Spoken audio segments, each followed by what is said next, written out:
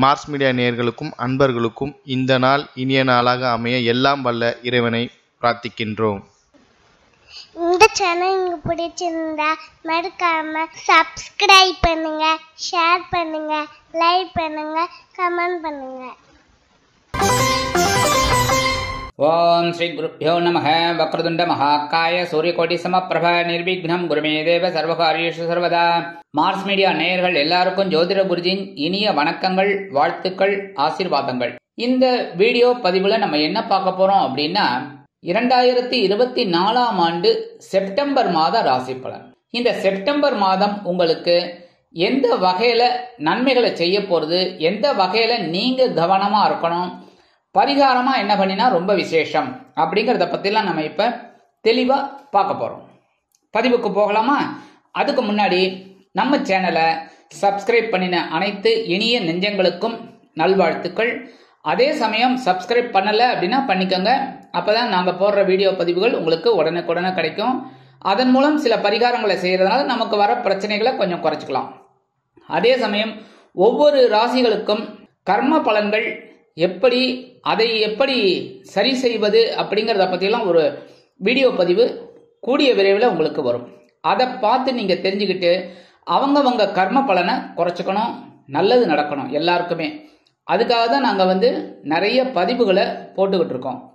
இதெல்லாம் நீங்க பார்க்கணும், ஸ்கிப் பண்ணாம ஃபுல்லா பார்த்துட்டு லைக் பண்ணணும், கமெண்ட் பண்ணணும். சரியா? இப்ப இந்த பதிவுக்கு போகலாமா? வாருங்கள் நேயர்களே.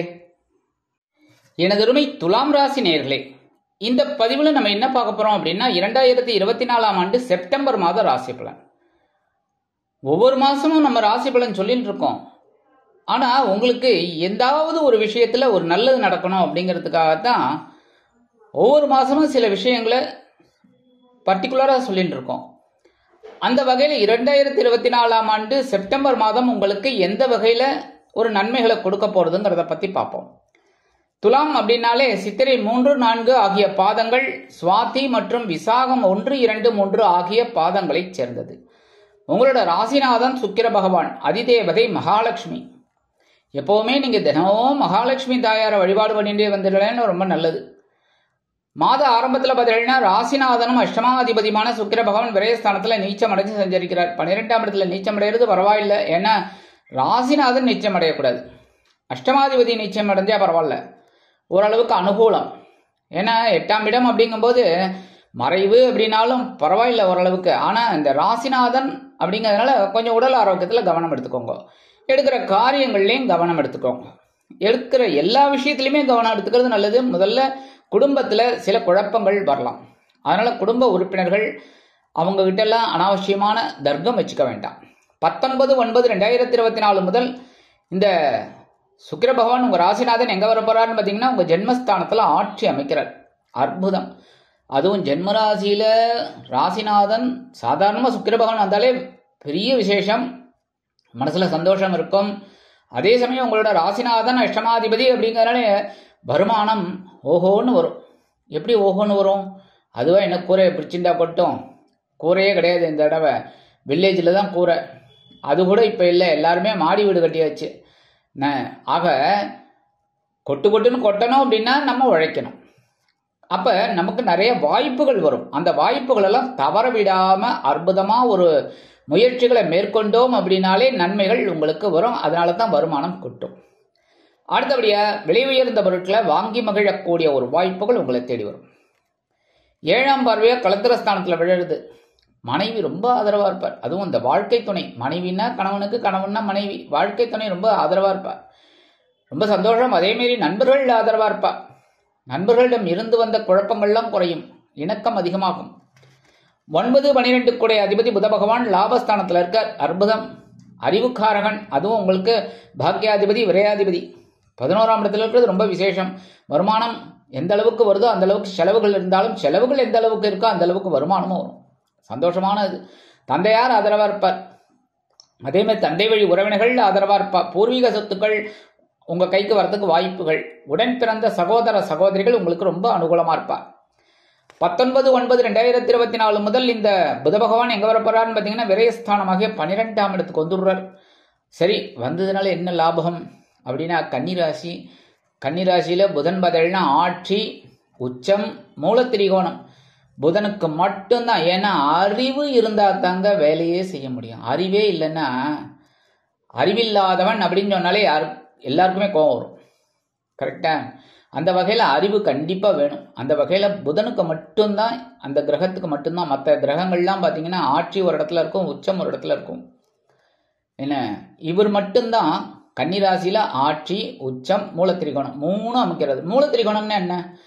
அதாவது சூரிய பகவானுக்கு நெருங்கி வந்து அவரோட ஒளியை நன்னா வாங்கிக்கிறார். அதனாலேயே எடுக்கிற காரியங்கள் அற்புதமாக நிறைவேறும்.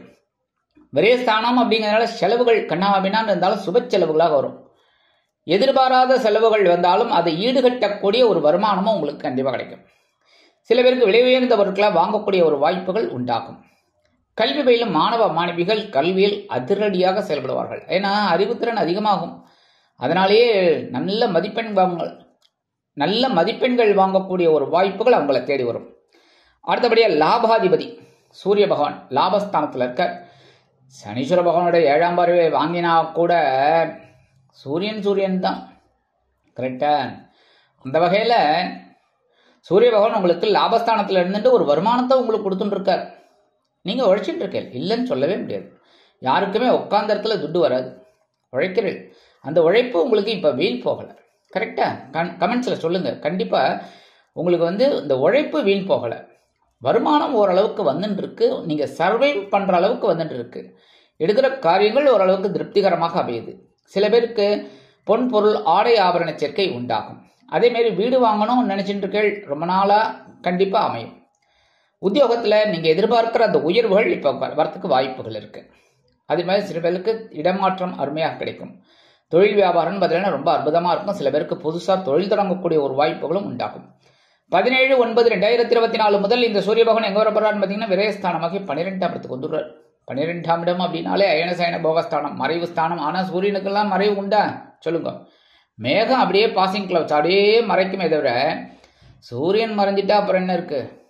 சூரியனோட ஒளியை வாங்கி தானே எல்லா கிரகமும் இயங்கின்னு இருக்கு. அப்போ சூரியனே மறைஞ்சுட்டார் அப்படின்னா ஒரு கிரகத்துக்கும் வேலை இல்லை.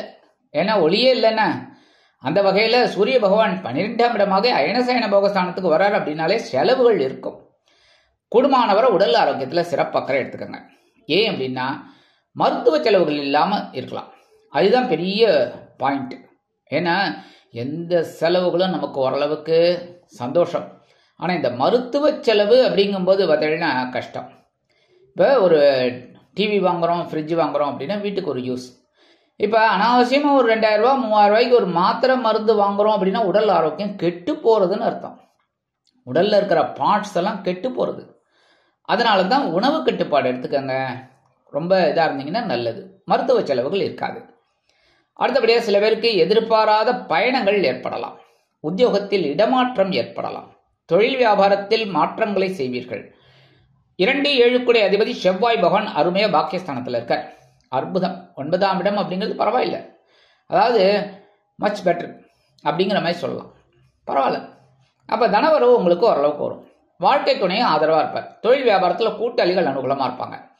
அதேமாரி எடுக்கிற காரியங்களும் இப்போ ஸ்ரத்தையாக நீங்கள் எடுக்கிறதுனால ஒரு முன்னேற்றம் கண்டிப்பாக கிடைக்கும்.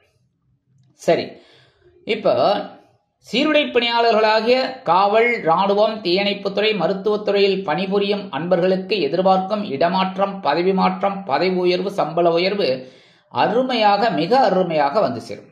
அவங்க டக்குன்னு அந்த ஃபைலை கொண்டு போய் கொடுப்பாங்க. ஓகே அப்படின்னு சேங்ஷன் ஆகிடும். அடுத்தபடியாக 3/6 அதிபதி குரு அஷ்டம ராசியில் இருக்கார். மறைவு ஸ்தானம் அப்படின்னாலும் கெட்டவன் கெட்டிடில் கிட்டிடும் ராஜயோகம். ஏன்னா குரு பகவான் உங்கள் ராசிநாதனுக்கு பகை கிரகம். ஆனால் அவர் சுப கிரகம். சுப கிரகம் நல்லது தாங்க பண்ணும். எங்கே இருந்தாலுமே பகை கிரக இடத்துல இருக்கும்போது கொஞ்சம் அவரோட வேலைகளை விரைவாக செய்ய முடியாத ஒரு சிச்சுவேஷன் இருக்கும். அது நல்லது தானே உங்களுக்கு. ஏன்னா 8ஆம் இடத்துல இருந்தால் பிரச்சனை, பம்பு, வழக்குகள், அவமானங்கள் இதெல்லாம் சந்திக்கக்கூடிய ஒரு வாய்ப்புகள் உண்டாகும். எதுலையாவது நீங்கள் எதாவது ஒன்று பேசுவீங்க, அதுலேயே ஒரு வம்பு வழக்கு வந்து நிற்கும், அவமானம் வந்து நிற்கும். அந்த வகையில் இவர் அஷ்டமராசியிலிருந்து மறைவு அப்படிங்கிறதுனால உடன்பிறப்புகள் அனுகூலமாக இருப்பாங்க. ஓரளவுக்கு நோய் நொடி இல்லாமல் இருக்கும், பெரிய பிரச்சனை இல்லாமல் இருக்கும். இருந்தாலும் உணவு கட்டுப்பாடு கண்டிப்பாக எடுத்துக்கணும். உத்தியோகத்தில் மறைமுக எதிர்ப்புகள் உருவாகலாம். அதனால் அவங்களெல்லாம் அனுசரித்து போகிறது ரொம்ப நல்லது. தொழில் வியாபாரத்தில் கவனமாக இருக்கணும். இருந்தாலும் சுபகிரகத்தோட குருவோட பார்வைங்கும்போது உங்களோட விரயஸ்தானமாகிய 12ஆம் இடத்துல விழுது, 5ஆம் பார்வை 7ஆம் பார்வையாக உங்களோட தனவாக்கு குடும்பஸ்தானத்தில் விழுது, அடுத்தபடியாக 9ஆம் பார்வையாக சுகஸ்தானத்தில் விழுது. ஓகே, இப்போ விரயத்திற்கு ஏற்ற ஒரு வருமானம் வந்துட்டு இருக்கும். நீங்கள் செலவே யோசிச்சுட்டு இருக்க மாட்டீங்க. திடீர்னு ஒரு 1000 ரூபா செலவாகும். என்னடா அது அப்படின்னு பார்க்கும்போது நீங்கள் எப்போ யாருக்கோ கொடுத்த கடன் இல்லைன்னா எப்போ உழைச்ச பணம் இந்த மாதிரி வரத்துக்கு வாய்ப்பு இருக்குது. அடுத்தபடியாக 4ஆம் இடத்துல விழுங்கள சுகம் உண்டு. அது போறீங்க, சுகத்தை அனுபவிச்சா போகிறோம். சரியா, இந்த பூமியில் வாழறது பிரச்சனைகளில் தான் எல்லாருமே இருக்கோம்.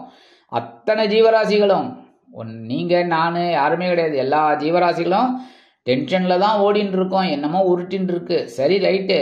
அந்த வகையில் சுகஸ்தானம் பலமாறதுனால உங்களுக்கு ஓரளவுக்கு அனுகூலங்கள் உண்டாகும். அடுத்தபடியாக 4, 5 குடை அதிபதி சனீஸ்வர பகவான் பஞ்சமஸ்தானத்தில் வக்கரகதியில் இருக்கார். பரவாயில்ல, ஓரளவுக்கு முன்னேற்றம் உங்களுக்கு உண்டாகும். குழந்தைகள் ஆதரவாக இருப்பாங்க. அதுமாரி குழந்தைகளை நினச்சி ரொம்ப கவலைப்பட்டீங்க. கரெக்டாக அந்த குழந்தைகள் இப்போ கொஞ்சம் நல்ல நிலைமைக்கு வரதை கண்டு உங்களுக்கு மனசில் ஒரு சந்தோஷம் கண்டிப்பாக இருக்கும். அடுத்தபடியாக ராகு பகவான் பகைருண ரோகஸ்தானமாகி 6ஆம் இடத்துல இருக்கார். கேது பகவான் விரயஸ்தானமாகி 12ஆம் இடத்துல இருக்கார். 6, 12 மறைவு ஸ்தானம். ராகு கேது அசுப கிரகங்கள். ஸோ இந்த இடத்துல இந்த ஃபார்முலா ஒர்க் அவுட் ஆகும். உங்களுக்கு கெட்டவன் கெட்டிடில் கிட்டிடும் ராஜயோகம் கண்டிப்பாக ஒர்க் அவுட் ஆகும். நீங்கள் ஓரளவுக்கு சமாளிக்கிறீங்க பார்த்தீங்களா? இல்லைன்னு நீங்கள் சொல்லவே முடியாது. துலாம் ராசி அன்பர்களையோ ஏகப்பட்ட பிரச்சனைகள் அது வேற. ஆனால் அந்த பிரச்சனைகளை சமாளிக்கிறீங்க பாருங்க, அதாங்க பெரிய விஷயம். சமாளிக்கணும். ஏன்னா இந்த உலகத்தில் நம்ம சர்வை பண்ணியாகணும். அப்படின்னா பிரச்சனைகளை சமாளிக்கணும். சமாளிக்கிறீங்க. அந்த வகையில் உங்களுக்கு இந்த வெளியூர் அல்லது வெளிநாட்டு பயணங்கள் அற்புதமாக நிறைவேறும். சில பேருக்கு இந்த வெளியூரில் போயிட்டு படிக்கணும், உத்தியோகம் பார்க்கணும், இல்லை வெளிநாட்டில் போயிட்டு படிக்கணும், உத்தியோகம் பார்க்கணும்னா தாராளமாக இந்த நேரத்தை எடுத்துக்கலாம். ஏன்னா இந்த இடமாற்றம் அதெல்லாம் அமையறதுக்கு வாய்ப்புகள் இருக்குது. ஏன்னா கேது பகவான் 12ஆம் இடமாக்கி அயன சயன போகஸ்தானத்தில் இருக்கார். அயனங்கள் மாறலாம், சயனங்கள் மாறலாம். அதனால் அப்படியே மாறுறதுக்கு வாய்ப்புகள் இருக்குது. ஆன்மீக விஷயங்களில் கொஞ்சம் நாட்டம் எடுத்தீங்க அப்படின்னாலே கண்டிப்பாக நன்மைகள் உங்களை தேடி வரும். இந்த வகையில் பரிகாரமாக என்ன பண்ணினா ரொம்ப விசேஷம். நிறைய பேர் கேட்குறாங்க, பரிகாரம் பண்ணினா மட்டும் நல்லபடியாக நடக்குமா அப்படின்னு. அதாவது இதெல்லாம் வந்து ஒரு ஸ்டெப்பு. இப்போ லிஃப்ட்டுக்குள்ளேயே போகிறீங்க அப்படின்னாலே அந்த கதவை திறந்து அதுக்கப்புறம் உள்ளே போகணும்ல. கதவை திறக்காமே உள்ளே போயிட முடியுமா சொல்லுங்கள்? அது மாதிரி தான் இந்த கதவை திறக்கிறது தான். எப்படின்னா இந்த பரிகாரம் மூலமாக ஒரு கொஞ்சம் பிரச்சனைகள் குறையறதுக்கு ஒரு வழி கிடைக்கும். அந்த வழியினாலே நம்ம ஏறிடலாம், பிரச்சனைகளை குறைச்சிடலாம். அதுக்கு தான் இந்த பரிகாரம். அந்த வகையில் நவ கிரகங்களில் உள்ள குரு பகவானிற்கு வியாழக்கிழமைகளில் நெய் தீபம் ஏற்றி வழிபாடு பண்ணுங்கோ. முடிஞ்சா மஞ்சள் வஸ்திரம் தானம் கொடுங்கோ. இது ரொம்ப அற்புதமான பலன்களை உங்களுக்கு கொடுக்கும். அடுத்தபடியாக பெருமாள் கோயிலுக்கு போயிட்டு வாங்கோ. பக்கத்தில் இருக்கிற பெருமாள் கோயிலுக்கு போயிட்டு பெருமாளையும் தாயாரையும் அதே மாதிரி அதுக்கு முன்னாடி பெரிய திருவடி அப்படின்னு அழைக்கக்கூடிய கருடாழ்வாரை வழிபாடு பண்ணுங்கோ. நேர பெருமாள் தரிசனம் பண்ணுங்கோ, தாயாரை தரிசனம் பண்ணுங்கோ. அடுத்தது ஆஞ்சநேய சுவாமி சிறிய திருவடி ஆஞ்சநேய சுவாமியை தரிசனம் பண்ணிட்டு வாங்கோ. துளசி அங்கே உட்காந்துட்டு 2 அப்படி வாயில் போட்டுக்கோங்க. என்ன ஒட்டம்பும் நல்லா இருக்கும், மனசும் நல்லா இருக்கும். நீங்கள் எடுக்கிற காரியங்களும் அற்புதமாக இருக்கும். சுபகாரிய நிகழ்ச்சிகள் அருமையாக நடைபெறும். சரியா? ஆக இந்த சின்ன பரிகாரத்தின் மூலம் 2024ஆம் ஆண்டு செப்டம்பர் மாதம் உங்களுக்கு அற்புதமான ஏற்றம் தரும், மாற்றம் தரும், ஏகப்பட்ட முன்னேற்றத்தை தரும் மாதமாக அமையும் என்று கூறி விடைபெறுகிறேன். நன்றி, வணக்கம். மீண்டும் ஒரு அருமையான பதிவில் நான் உங்களை மனமகிழ்ச்சியோடு சந்திக்கிறேன். வாழ்த்துக்கள். வாழ்க வளமுடன். இந்த சேனல் உங்களுக்கு பிடிச்சிருந்தா மறக்காம சப்ஸ்கிரைப் பண்ணுங்க, லைக் பண்ணுங்க, ஷேர் பண்ணுங்க.